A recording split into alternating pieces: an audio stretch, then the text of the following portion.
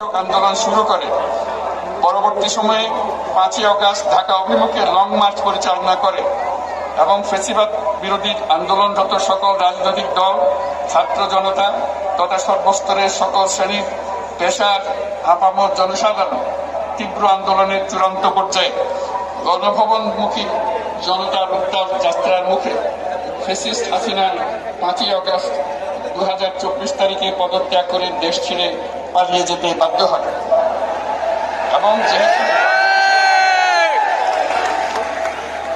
এবং যেহেতু বাংলাদেশের রাজনৈতিক ও সাংবিধানিক সংকট মোকাবেলায় গণঅভ্যুত্থানের মধ্য দিয়ে ব্যক্ত জনগণের সার্বভৌমত্বের প্রত্যয় ও প্রয়োগ রাজনৈতিক ও আইনি উভয় দিক থেকে যুক্তিসঙ্গত, বৈধ ও আন্তর্জাতিকভাবে স্বীকৃত এবং যেহেতু জনগণের দাবি অনুযায়ী এরপর অবৈধ দ্বাদশ জাতীয় সংসদ ভেঙে দেওয়া হয় এবং সংবিধানের 106 অনুচ্ছেদ অনুসারে সুপ্রিম কোর্টের মতামতের আলোকে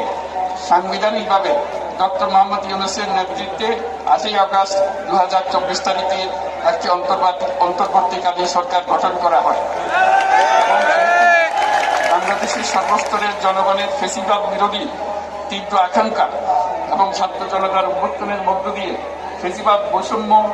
দুর্নীতিমুক্ত সমাজ ও রাষ্ট্র বিনির্মাণের অভিপ্রায় প্রকাশিত হয়।